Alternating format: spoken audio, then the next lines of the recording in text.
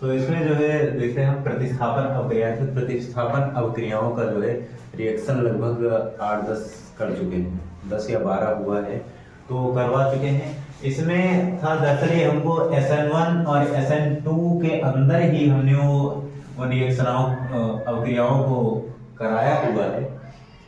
ये हमको थोड़ा पहले बताना चाहिए था, मतलब कि स्टार्टिंग में ये होना चाहिए था।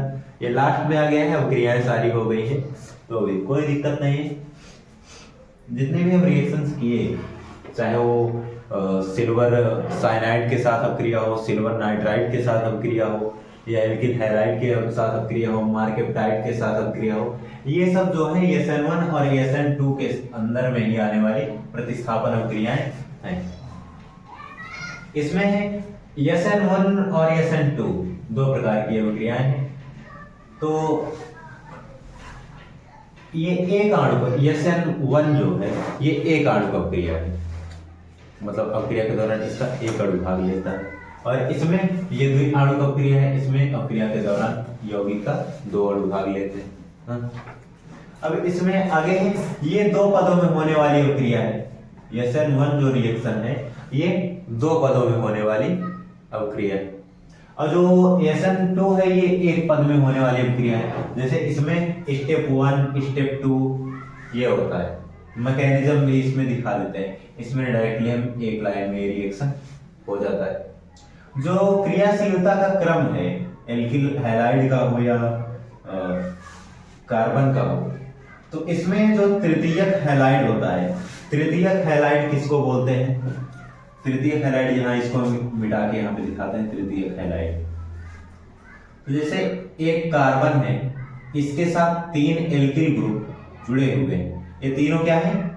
एल्किल ग्रुप हैं। इस एल्किल ग्रुप का नाम है मेथिल, ये भी मेथिल, ये भी मेथिल। तो ये अभी बन गया तृतीयक कार्बन। तृतीयक कार्बन से जब एक हैलाइड जुड़ेगा, हैलाइड में यहाँ पे कुछ भी हो सकता है, FCl BrI, तो ये क्या कहलाएगा? तृतीयक हैलाइड। हाँ, तृतीयक हैलाइड। इससे इस तरह से जो जुड़ा रहेगा ये सबसे ज्यादा अवक्रियाशील होगा।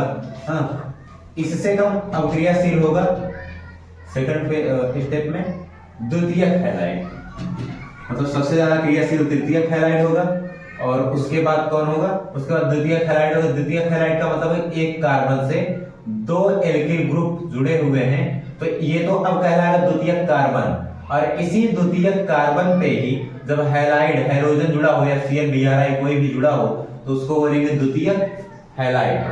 हाँ, और इसमें प्राथमिक हैलाइड, प्राथमिक हैलाइड क्या होगा? एक कार्बन है, इसके साथ एक एल्किल ग्रुप जुड़ा हुआ है, और इधर इस पे जो है एक हाइड्रोजन जुड़ा हुआ है, तो ये कहलाएगा प्राथमिक। एक एल्किल ग्रुप है तो प्राथमिक हैलाइड, 2 एल्किल ग्रुप है तो द्वितीयक हैलाइड, और 3 है तो तृतीयक हैलाइड। हाँ, ध्यान दीजिएगा, प्राथमिक हैलाइड, द्वितीयक हैलाइड, तृतीयक हैलाइड की बात हो रही है। Mono halide, di halide, tri halide, tetra halide की बात नहीं हो रही, दोनों में अंतर है ना। प्राथमिक हैलाइड ये है, और मोनो हैलाइड में थोड़ा अंतर है, यहाँ आगे कर दे रहे हैं। मोनो हैलाइड किसको बोलते हैं? Mono halide. मोनो हैलाइड जब एल्किल ग्रुप कोई मतलब कार्बन है, एक क्लोरीन जुड़ा हो तो ये मोनो होगा। हाँ, 2 मतलब हैलोजन से है कि अगर एक जुड़ा है तो ये मोनो होगा। यहीं पे अगर CH2 हो गया, मतलब हैलोजन 2 जुड़ गए, तो ये डाई हो जाएगा। हाँ, तो द्वितीयक हैलाइड और डाई हैलाइड में अंतर है। डाई हैलाइड में हाइड्रोजन की संख्या 2 रहेगी, और द्वितीयक हैलाइड में एल्किल ग्रुप की संख्या 2 रहेगी, ये ध्यान रखिएगा। तृतीयक ट्राई हैलाइड में हाइड्रोजन की संख्या 3 रहेगी, और तृतीयक हैलाइड में एल्किल ग्रुप की संख्या 3 रहेगी। हाँ, और जब ये 4 एल्किल ग्रुप लग जाए, मतलब 4 एल्किल ग्रुप लग जाएगा तो ये हैलाइड तो होगा ही नहीं, इसलिए तृतीयक हैलाइड तक की बात हुई है। बाकी अगर 4 एल्किल ग्रुप लग जाए तो ये हैलाइड यहाँ पे हम जोड़ नहीं पाएंगे, तो ये बनता है क्वार्टरनरी, क्वार्टरनरी इसको बोलते हैं। चलिए, अब अगर यहाँ पे ये CH3 की जगह CH4 हो जाए तो इसको बोलते हैं टेट्रा हैलाइड ना। एक है तो मोनो, दो है तो डाई, तीन है तो ट्राई, चार है तो टेट्रा। हाँ, तो ये प्राथमिक द्वितीयक तृतीयक हैलाइड में और mono di tri tetra halide में दोनों में अंतर है। हाँ, चलो आगे है कि इसमें तो अभिक्रियाशीलता था SN1 में जो तृतीयक हैलाइड होगा ये सबसे क्रियाशील होगा, लेकिन SN2 में तृतीयक हैलाइड जो है ये सबसे कम क्रियाशील होगा। सबसे बाद में लिखा है, सबसे ज्यादा क्रियाशील कौन होगा? एल्किल ओ मेथिल हैलाइड, जैसे CH3 और X लगा दिया हमने तो ये बनेगा मेथिल हैलाइड, ये होगा सबसे क्रियाशील। अब बात आएगी प्राथमिक हैलाइड की। प्राथमिक हैलाइड कब बनेगा? जब एक कार्बन और हो, एक पे एल्किल ग्रुप जुड़ा हुआ हो और इधर फिर दूसरे कार्बन से हैलाइड जुड़ा हुआ हो, हैलोजन जुड़ा हुआ हो। ये बनेगा प्राथमिक हैलाइड। ये प्राथमिक हैलाइड नहीं कहलाएगी, ये मेथिल हैलाइड कहलाएगा ना। प्राथमिक कहलाने के लिए उसको कार्बन के साथ, प्राथमिक द्वितीयक या तृतीयक कहने के लिए एक कार्बन एक्स्ट्रा होना जरूरी है जिससे कि एल्किल ग्रुप जुड़ेगा। ये मेथिल हैलाइड है ना कि प्राथमिक हैलाइड। ये प्राथमिक हैलाइड क्यों? एक कार्बन है जिससे हैलोजन जुड़ा हुआ है, फिर उससे एक एल्किल ग्रुप जुड़ा हुआ है, प्राथमिक हैलाइड हो गया। अब यही एक कार्बन है, इससे दोनों तरफ एल्किल ग्रुप जुड़ गए, और फिर इधर हैलोजन जुड़ गया, इधर हाइड्रोजन लगा दिए, ये अब दो एल्किल ग्रुप है तो द्वितीयक हैलाइड होगा। समझ में आ रहा है कि नहीं? और जब यहीं पर एक कार्बन है, तीन हैलाइड, एक तरफ हैलाइड जुड़ गया है, बाकी तीन तरफ एल्किल ग्रुप जुड़ गया है, तो ये तृतीयक हैलाइड होगा।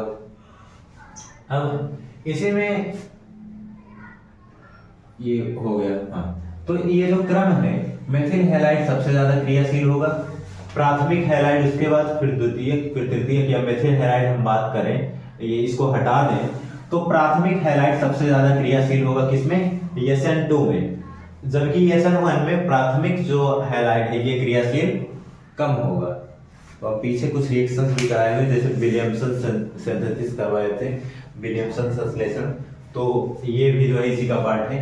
तो ये प्रतिस्थापन अभिक्रिया में यही था। इससे संबंधित लगभग 10-12 रिएक्शन पीछे हो चुके हैं, एक आध दो अभी हम उदाहरण देखे फिर से बता दे रहे हैं, रिपीट करा दे रहे हैं। बाकी उसके बाद चलेगा विलोपन अभिक्रिया।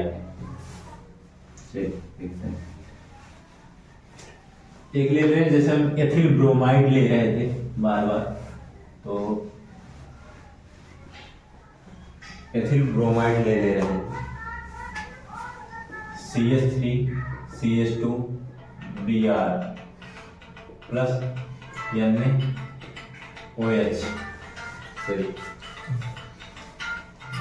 ये रोको, हर दिन का फिक्स हो गया। चलिए, तो इसको फॉर्म करेंगे, इसको ब्रेक करने का तरीका आपको प्लस माइनस पता है, ये भी प्लस माइनस पता है, तोड़ डालिए, इसको बना दीजिए। तो ये बनेगा CH3 CH2 OH plus NaBr। ऐसे ही NaNO2 के साथ रिएक्शन कराया हुआ था, NaNO2 के साथ, तो ये करा दीजिएगा। और NH3 के साथ कराए हुए थे अमोनिया के साथ, तो बना डालिएगा। इसमें क्या बनाया था? इसमें रिएक्शन कराए थे CH3 CH2 या NO2 बनाया था, इसके साथ अभिक्रिया कराएंगे थे तो जो है CH2 और NH2 बना हुआ था।